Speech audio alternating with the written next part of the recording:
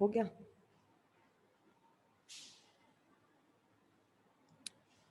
देखिए अपन लोग लांबिक वक्रेखीय निर्देश तंत्र पढ़ रहे हैं। तीनों अक्ष हैं, एक दूसरे के लंबवत है। लंबवत है तो इनके बीच के हम तल निकाल रहे हैं, कौन सा तल है।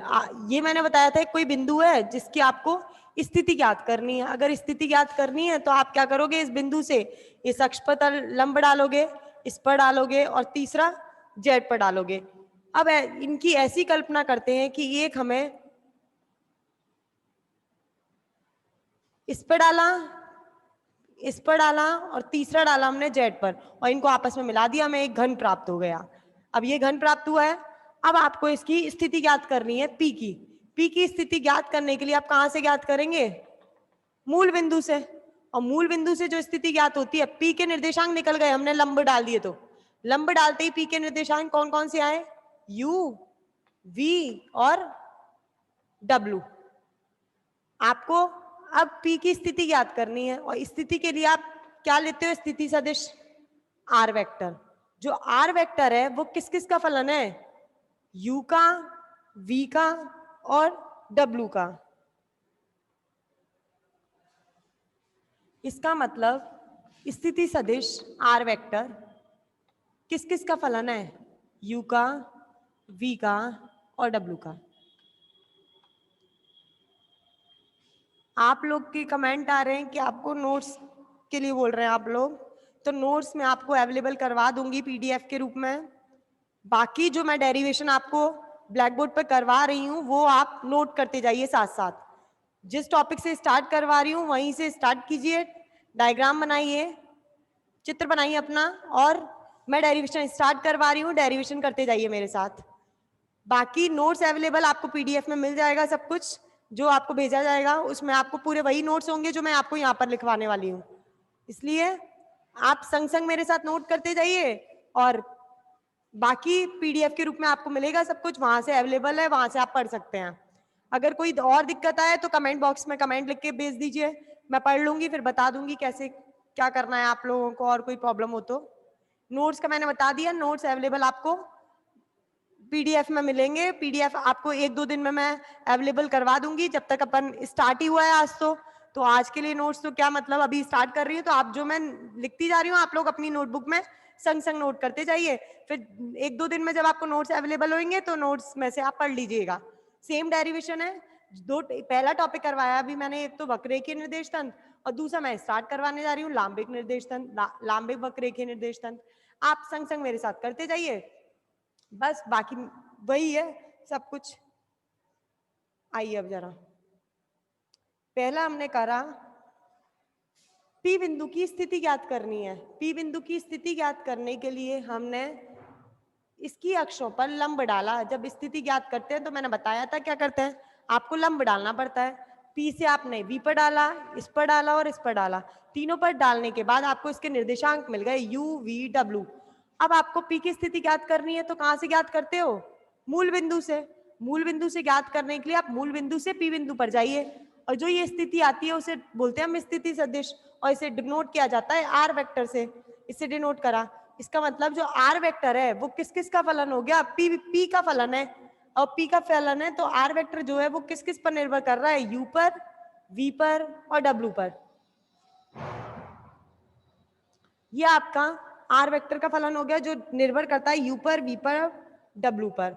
अब आपको स्थिति सदिश में परिवर्तन निकालना है कि स्थिति सदिश में परिवर्तन कितना होगा। स्थिति सदिश में परिवर्तन,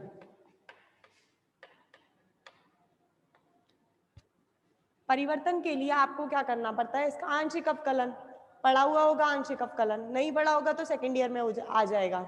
इसके लिए पढ़ेंगे D R vector equal to, इसके लिए आंशिक अवकलन करते हैं तब हम आंशिक रूप यूज करते हैं डेल। ये पूर्ण अवकलन के लिए यूज किया जाता है डी। आंशिक करना है del R over del U, D U, del R over del V, D V, del R over del W, D W. ये स्थिति है। आपको कहीं कहीं पर बुक के अंदर यू वी डब्ल्यू की जगह U1, U2 और U3 भी मिल सकता है। तो आप कंफ्यूज मत होना कि मैम ने तो हमें UVW पढ़ाया था, हमें यहाँ पर U1, U2, U3 मिल रहा है, ये क्या हो रहा है। तो कंफ्यूज मत होना, कहीं बुक के अंदर आपकी किसी बुक में U1, U2, U3 भी यूज किया हुआ है और कहीं पर UVW भी यूज किया हुआ है। अगर यहाँ पर आप U1, U2, U3 यूज करते हैं तो आ जाएगा del R over del U1 DU1, del R over del U2 DU2, del R over del U3 DU3। UVW को U1, U2, U3 में रिप्लेस कर देंगे। नोट्स के अंदर भी आपको मैं जो दूंगी उसमें UVW की जगह U1, U2, U3 मिलेगा।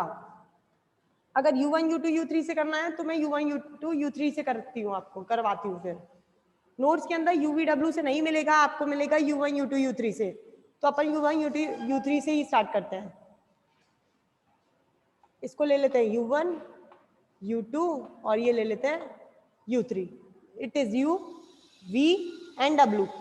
Del R over del U1 DU1, del R over del U2 DU2, del R over del U3 और DU3। ये है आपका इस स्थिति सदिश में परिवर्तन। आप इसको UVW से भी डिनोट कर सकते हैं, U1, U2, U3 से भी कर सकते हैं। मैं नोट्स में जो अवेलेबल करवाऊंगी वो U1, U2, U3 है, इसलिए मैंने आपको यहाँ पर चेंज कर दिया, UVW की जगह U1, U2, U3। परिवर्तन करना है स्थिति सदिश के अंदर, dr vector del R over del U1 DU1 plus del R over del U2 DU2, del R over del U3 DU3। इसको डालिए आप समीकरण नंबर 2। ये निकला आपका स्थिति सदिश में परिवर्तन।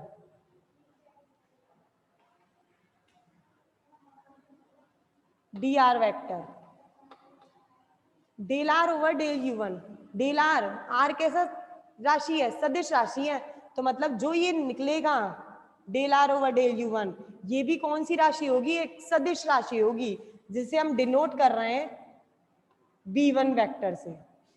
Del R over del U1 को लिख दिया मैंने B1 vector, B1 vector DU1 plus same, ये भी एक सदिश राशि है, तो इसको जो मानेंगे वो भी एक सदिश राशि के बराबर आएगा। तो del R over del U2 को लिख देते हैं अपन B2 वेक्टर और ये हो जाएगा आपका DU2 plus same del R vector over del U3, ये भी एक सदिश राशि है, तो ये इसको भी एक सदिश राशि के बराबर मानेंगे, इसको मान लिया B3 वेक्टर और ये हो जाएगा आपका DU3। dr वेक्टर बराबर, मेरे साथ नोट करते जाइए आप लोग, B1 vector DU1, DU2 and DU3।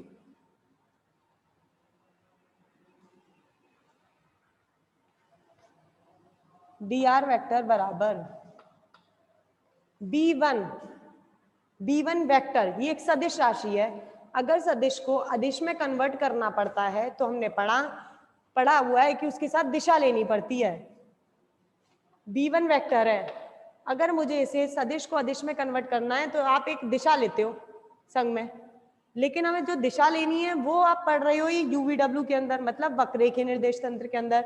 तो जो दिशा ली जाएगी वो आपकी I cap, J cap, K cap ना लेके हम जो दिशा लेंगे वो मैंने आपको बताई थी, वक्ररेखीय निर्देश तंत्र के अंदर जो दिशाएं ली जाती हैं वो कौन सी ली जाती हैं, E1 कैप, E2 कैप और E3 कैप। अभी थोड़ी देर पहले बताई थी ना मैंने, जब मैंने वक्ररेखीय निर्देश तंत्र स्टार्ट किया था तब उसमें बताया था कि आप जो दिशा लेते हैं वो 3 दिशाएं लेती हैं, E1 cap, E2 cap and E3 cap.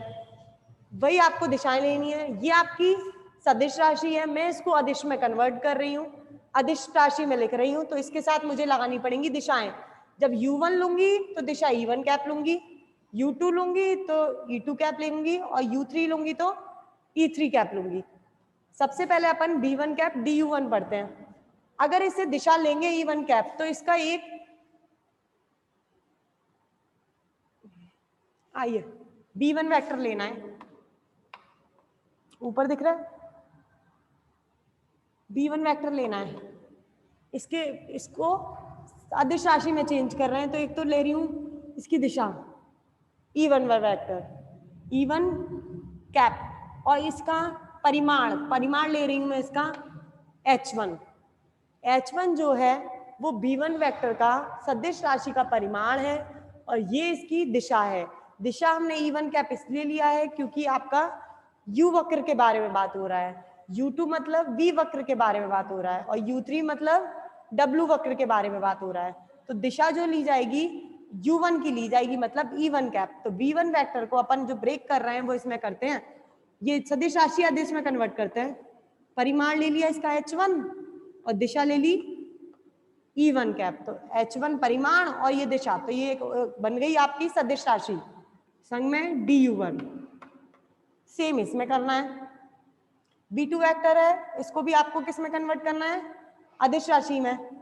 इसके साथ अदिश राशि होगी H2 मतलब परिमाण और दिशा हो जाएगी इसकी E2 कैप संग में DU2 प्लस B3 है, इसको लिखेंगे अपन H3 E3 कैप और DU3। B1 वेक्टर को ओपन किया हमने H1 E1 कैप में, B2 वेक्टर को किया H2 E2 कैप में और B3 को किया H3 E3 कैप में। इसको डालिए समीकरण नंबर 3।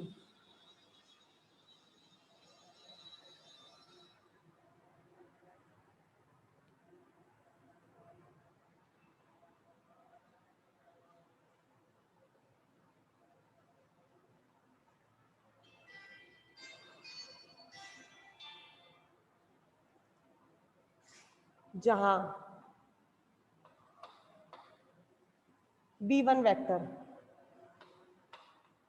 वेक्टर क्या है आपका, B1 वेक्टर को क्या माना था, del R over del U1, del R over del U1। और B1 वेक्टर को क्या ओपन किया, H1 E1 cap, H1 E1 cap. B2 vector को क्या लिखा, del R over del U2, इसको माना H2 E2 cap.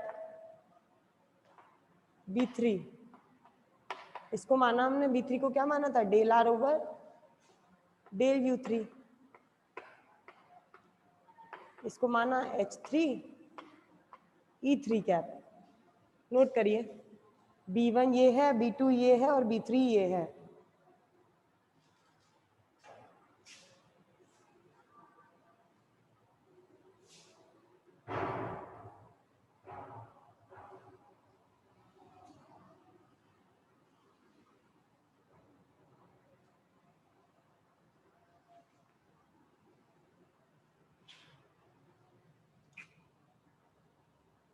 B1 B2 और B3 को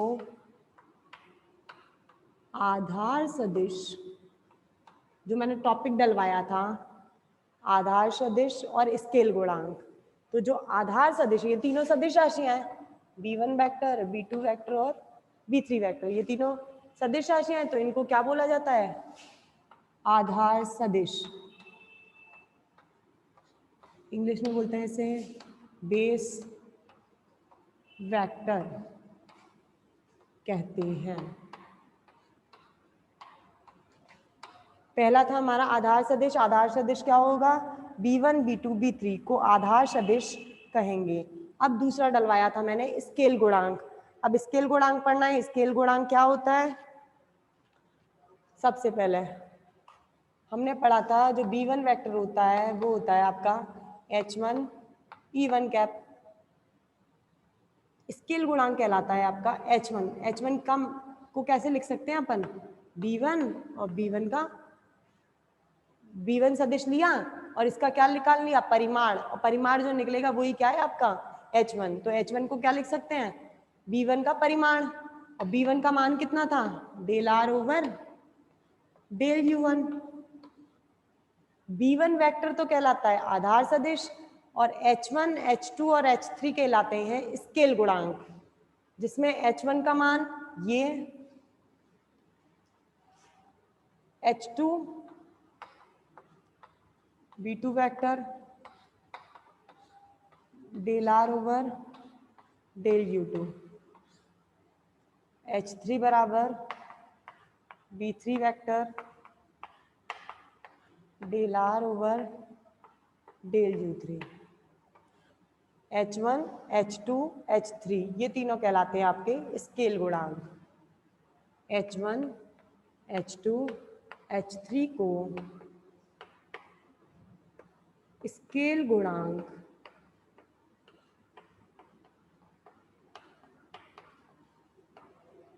कहते हैं। इस टॉपिक के अंदर सबसे पहले सब टॉपिक दो थे, आधार सदिश और स्केल गुणांक। आधार सदिश तो आपके हो गए B1 वेक्टर, B2 वेक्टर और B3 वेक्टर। B1 वेक्टर को अपन ने जो लिखा था, ये B1 सदिश राशि है, तो सदिश राशि को खोलने के लिए आपको दिशा की जरूरत पड़ती है और परिमाण की जरूरत पड़ती है। दिशा तो इसके लिए आपने E1 कैप ली थी और इसका परिमाण हमने H1 लिया था। ये तो आपके आधार सदिश है, ये परिमाण है। ये परिमाण किसका है? आधार सदिश का, B1 वेक्टर का परिमाण है। और B1 वेक्टर का मान कितना आया था? Del R over del U1। H2 निकाला तो वो किसका परिमाण था? B2 का, आधार सदिश का। इसका मान था del R over del U2। H3 था, वो था आपका B3 का, और इसका मान था del R over del U3। तो जो H1, H2 और H3 निकले हैं, इनको बोला जाता है स्केल गुणांक, या फिर बोलते हैं हम इसे स्केल फैक्टर। ये तीनों होते हैं स्केल गुणांक, और B1, B2 और B3 को बोला जाता है आधार सदिश। नोट कर लीजिए इसे।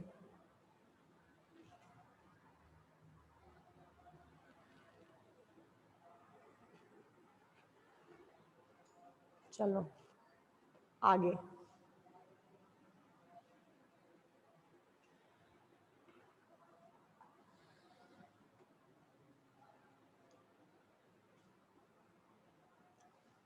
हमने आधार सदिश भी ज्ञात कर लिया और स्केल गुणांक भी ज्ञात कर लिया। 5 मिनट और है। अब आपको निकालना है, जो अपन ने वक्र रेखीय निर्देश तंत्र लिए थे उसके अंदर अक्षें ली थी, ये 3 अक्ष ली थी, देखा हो तो आपने, U, V, W। अब आपको जो ज्ञात करके लाना है वो इन अक्षों की लंबाई ज्ञात करनी है। V अक्ष की कितनी लंबाई है, W की कितनी लंबाई है और U अक्ष की कितनी लंबाई है। अब आपको इन तीनों की लंबाई ज्ञात करनी है। लंबाई ज्ञात करने के लिए आपको सबसे पहले इसके लिए एक अल्पांश लेना पड़ेगा, उस अल्पांश की लंबाई ज्ञात करेंगे। वक्र रेखीय निर्देश तंत्र में रेखा अवयव की लंबाई आपको जो ज्ञात करना है वो इस निर्देश तंत्र में रेखा अवयव की लंबाई ज्ञात करनी है। देखिए, वक्र रेखीय निर्देश तंत्र में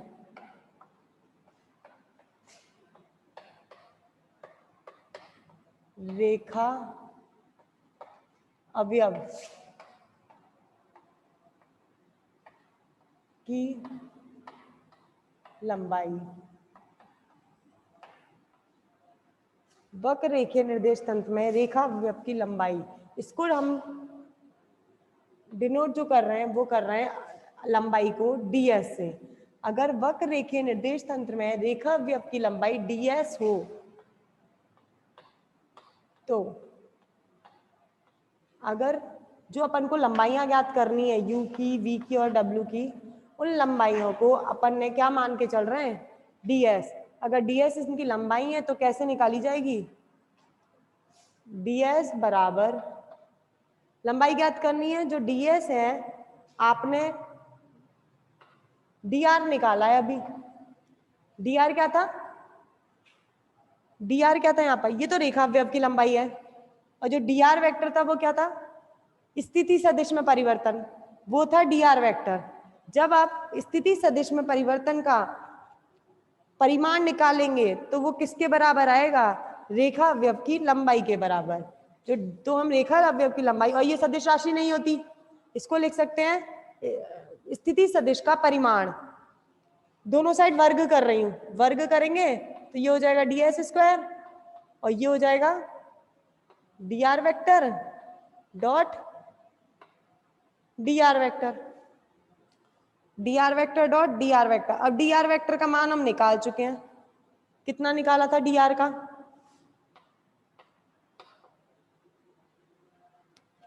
पहले हम डी आर वेक्टर का मान निकाल चुके, देखिए आप लोग b1 du1 यही था, b2 du2 और b3 du3, ये निकाल लिया। अभी ब्लैक बोर्ड से रफ हो गया है वो, निकाल चुके हम। पहले डी आर वेक्टर का मान निकला था b1 du1 b2 du2 b2 du2 और b3 du3, सेम डॉट अदिश गुणनफल इन दोनों का।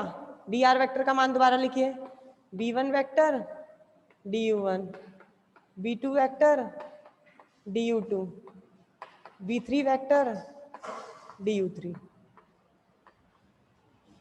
अब दोनों का अदिश गुणनफल करना है।